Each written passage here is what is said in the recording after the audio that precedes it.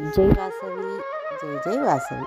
ನಾನು ನಿಮ್ಮ ಲಕ್ಷ್ಮೀ ಭಾಸ್ಕರ್ ಮತ್ತೊಂದು ಉಪಯುಕ್ತಕರವಾದ ವಿಡಿಯೋದೊಂದಿಗೆ ನಿಮ್ಮ ಮುಂದೆ ಬಂದಿದ್ದೀನಿ. ನಿಮಗೆ ಈ ವಿಡಿಯೋ ಇಷ್ಟವಾದಲ್ಲಿ ಲೈಕ್ ಮಾಡಿ, ಶೇರ್ ಮಾಡಿ, ಕಮೆಂಟ್ ಮಾಡಿ.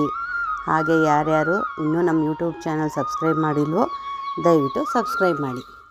ಈ ದಿನ ನಾವು ಆಷಾಢ ಏಕಾದಶಿ ಬಗ್ಗೆ ತಿಳಿದುಕೊಳ್ಳೋಣ.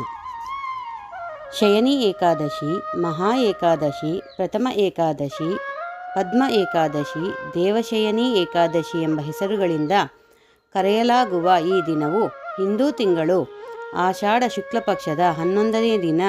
ಆದ್ದರಿಂದ ಇದನ್ನು ಆಷಾಢ ಏಕಾದಶಿ ಎಂದು ಕರೆಯಲಾಗುತ್ತದೆ. ಇದನ್ನು ತೆಲುಗು ಭಾಷೆಯಲ್ಲಿ ತೊಲಿ ಏಕಾದಶಿ ಎಂದು ಕರೆಯುತ್ತಾರೆ. ಈ ಪವಿತ್ರ ದಿನವು ಹಿಂದೂ ಸ್ಥಿತಿಕರ್ತ ದೇವರು ವಿಷ್ಣುವಿನ ಅನುಯಾಯಿಗಳಾದ ವೈಷ್ಣವರಿಗೆ ವಿಶೇಷ ಮಹತ್ವವುಳ್ಳವಾಗಿದೆ. ಈ ದಿನ ವಿಷ್ಣು ಮತ್ತು ಲಕ್ಷ್ಮಿ ಇವರ ಪೂಜೆ ಮಾಡಲಾಗುತ್ತದೆ. ಇಡೀ ರಾತ್ರಿಯನ್ನು ಪ್ರಾರ್ಥನೆ ಭಜನೆಗಳಿಂದ ಕಳೆಯುತ್ತಾರೆ. ಭಕ್ತರು ಉಪವಾಸವಿದ್ದು ಮುಂದಿನ 4 ತಿಂಗಳ ಕಾಲ ಅಂದರೆ ಚಾತುರ್ಮಾಸ ಆಚರಿಸಬೇಕಾದ ವ್ರತಗಳನ್ನು ಈ ದಿನ ಇಟ್ಟುಕೊಳ್ಳುತ್ತಾರೆ. ಇದು ಯಾವುದಾದರೂ ಆಹಾರ ಪದಾರ್ಥವನ್ನು ಬಿಡುವ ಬಗ್ಗೆ ಮತ್ತು ಪ್ರತಿ ಏಕಾದಶಿ ದಿನ ಉಪವಾಸವನ್ನು ಆಚರಿಸುವ ಬಗ್ಗೆ ಇರುತ್ತದೆ. ವಿಷ್ಣುವು ಕ್ಷೀರಸಾಗರದಲ್ಲಿ ಆದಿಶೇಷನ ಮೇಲೆ ಈ ದಿನ ಮಲಗಿ ನಿದ್ದೆ ಮಾಡುತ್ತಾನೆ ಎಂಬ ನಂಬಿಕೆ ಇದೆ. ಈ ಕಾರಣದಿಂದ ಇದನ್ನು ದೇವಶಯನಿ ಏಕಾದಶಿ ಅಥವಾ ಹರಿಶಯನಿ ಎಂದು ಕರೆಯಲಾಗುತ್ತದೆ.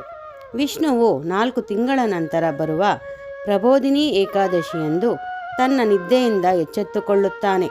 ಈ 4 ತಿಂಗಳ ಅವಧಿಯನ್ನು ಚಾತುರ್ಮಾಸ ಎಂದು ಕರೆಯುತ್ತಾರೆ. ಈ ಹೊತ್ತಿಗೆ ಮಳೆಗಾಲ ಇರುತ್ತದೆ. ಹೀಗಾಗಿ ಶಯನಿ ಏಕಾದಶಿಯು ಚಾತುರ್ಮಾಸದ ಆರಂಭ. ಭಕ್ತರು ವಿಷ್ಣುವಿನ ಪ್ರೀತ್ಯರ್ಥ ಚಾತುರ್ಮಾಸ ವ್ರತವನ್ನು ಆಚರಿಸಲು ಈ ದಿನ ಆರಂಭಿಸುತ್ತಾರೆ. ಈ ದಿನ ಉಪವಾಸವನ್ನು ಆಚರಿಸಲಾಗುತ್ತದೆ. ಈ ಉಪವಾಸದಲ್ಲಿ ಕೆಲವು ಆಹಾರ ಪದಾರ್ಥಗಳನ್ನು ಸೇವಿಸುವಂತಿಲ್ಲ.